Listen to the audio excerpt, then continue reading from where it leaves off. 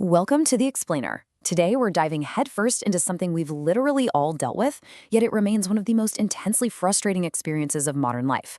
That massive psychological chain reaction triggered by an unanswered text or a sudden social silence. I mean, we all communicate digitally, right? And we've all hit those pockets of dead air.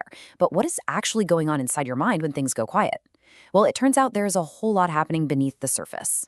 So picture this. You've just fired off a text message. You're staring at your screen, and you see those little typing bubbles pop up. And then, agonizingly, they just vanish. Nothing. Total silence. Or maybe you just walked away from a conversation with someone, you're not totally sure where you stand with them, and suddenly you're wondering, wait, did I just sound completely awkward? It's this incredibly visceral, universally recognizable moment of suspense. And let's be honest, it is an incredibly uncomfortable feeling. We really love to flatter ourselves and think, oh, I'm perfectly logical, they're probably just busy. But psychology actually suggests something entirely different. The fundamental truth here is that the human mind absolutely detests uncertainty. So when you don't know what someone else is thinking, your brain doesn't just sit back and relax. It automatically kicks into absolute overdrive to protect your ego and manage any potential emotional risks. Here's the crazy part. There are exactly 7 subconscious patterns your brain runs behind the scenes to try and solve this mystery of what other people think of you. It's essentially a survival mechanism, a way of seeking safety when you're faced with the unknown. But here's the catch. By doing this, your brain often ends up playing some pretty severe tricks on you. Let's break down these hidden mechanisms, step by step. Phase 1, the investigation phase. During those initial moments of silence, your brain absolutely refuses to just leave a blank space in your social understanding. Instead of just accepting the unknown, it morphs into this relentless investigator. It's desperately searching for clues where there might not be any and filling in the gaps with pure fantasy and imagination. Think about it. At minute 1, the silence begins. But by minute 10, if your brain doesn't have the cold hard facts, it literally just creates a story to replace them. If that person showed you even a tiny shred of kindness earlier, your mind automatically starts building this massive fictional narrative around it. And by hour 1, you aren't just waiting anymore. You are imagining future moments, mentally creating emotional closeness. Your brain becomes so attached to these imagined scenarios that you actually start reacting to what could happen rather than what is happening in reality. Which brings us to our second pattern, context building. See, your brain doesn't just look at isolated facts. It naturally builds this whole interpretive layer. It takes raw events, like how long it took them to text back, a subtle shift in their tone of voice, or a tiny micro shift in their facial expression, and it weaves all these separate signals into one complex pattern. It's trying to build a complete picture of the world in advance, just so it can predict the outcome of the interaction. At this point, you aren't even reacting to the raw events anymore. You're reacting entirely to the meaning your own brain just fabricated. And that leads us right into pattern number 3, the endless loop of overthinking and analysis. When you don't know where you stand, you start replaying conversations in your head for hours on end.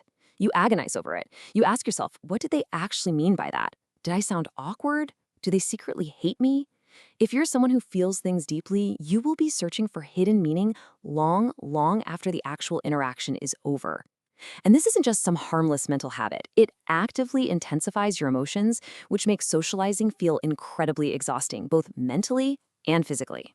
Phase 2, the panic and defense phase. So what happens when the silence drags on? As more time passes without an answer, your brain shifts gears. It moves away from mere curiosity and plunges straight into survival mode, deploying defense mechanisms to protect you from perceived future pain. This brings us to our fourth pattern, which psychologists call mental rehearsal. This is essentially a false attempt at control.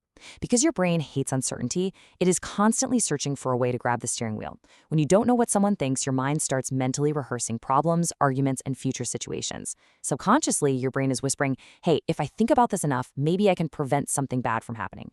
But it's a total trap. It just creates a false sense of security, locking you in an endless, exhausting loop of mental problem solving. Now, this triggers our fifth pattern, filtering silence through your own insecurities. Your brain has a really funny habit of rejecting information that doesn't perfectly match its existing self-image. So, if you secretly struggle with self-criticism, your brain will actually take the other person's silence and use it as undeniable evidence of your own flaws. A secure brain looks at the exact same silence and thinks, they might just be busy. But an insecure brain edits that reality. It attaches the uncertainty directly to your identity. It convinces you that their silence means you made a mistake, or worse, that you are a mistake. And that builds right into pattern number 6, activating a protective shield of avoidance. Your brain learns directly from past emotional pain, things like betrayal or constant disappointment. So first, it recalls that past pain. Then, because of the current uncertainty, your subconscious totally expects that exact pain to repeat itself. It starts treating emotional closeness as something highly dangerous. Finally, it triggers a state of avoidance to protect you from being ignored or hurt all over again. It actively starts convincing you to pull away, to cancel your plans, or just socially disappear entirely. Why? Because to your brain, staying lonely feels emotionally safer than risking rejection. Phase 3, the climax, 2 a.m. cognitive overload. Okay, if you have ever dealt with an unanswered text, you know the absolute worst time for it is when the sun goes down. During the day, your focus is heavily divided. Roughly 75% of your mental energy is eaten up by work, phone screens, loud noises, and just your daily routines. All of these distractions act as a really powerful filter. They keep your social worries, that remaining 25%, safely suppressed right beneath the surface. You might vaguely wonder why they haven't texted back, but you're just too busy to let it completely consume you. But when the sun goes down and those daytime distractions fade away, wow, your brain waits for the quiet of the night to demand your full attention. Suddenly, 90% of your focus is totally dominated by all those unprocessed thoughts rising right to the surface. And to make matters worse, your rational thought is depleted down to a tiny 10%, because mental exhaustion severely reduces your brain's ability to manage stress. This is exactly why the mystery of what someone thinks of you feels massively bigger, scarier, and way more emotional at 2 a.m. than it ever did at noon. Phase 4, taking back your peace. So how do we actually fix this? First off, it's absolutely vital to reassure yourself that your brain's reaction to social uncertainty is completely natural. You aren't broken. Your brain is literally just trying to build a strong foundation of safety and predict what's coming next. But you don't have to just be a helpless passenger on this ride. When you understand these hidden internal mechanisms, you can stop letting these survival patterns dictate your life. True emotional maturity really begins with 3 main steps. First, recognize your brain's survival patterns in real time as they are happening. Second, actively choose to hit the brakes and stop that endless cycle of mental rehearsal and overthinking. And third, intentionally focus on building a stable self-image that's based on actual, concrete evidence rather than just letting your brain's anxious imagination fill in all the blanks. Which leaves us with one final, absolutely vital question to ask yourself the next time you're staring down a blank screen. Will you let your anxious imagination control your peace, or will you wait for the actual evidence? It is entirely up to you. If you want to continue uncovering the hidden psychology that shapes our everyday human behavior, make sure you hit subscribe to this explainer channel. Because once you start understanding the small patterns that control your mind, you begin noticing all these fascinating patterns that most people completely overlook. Thanks so much for learning with me today, and I'll catch you in the next one.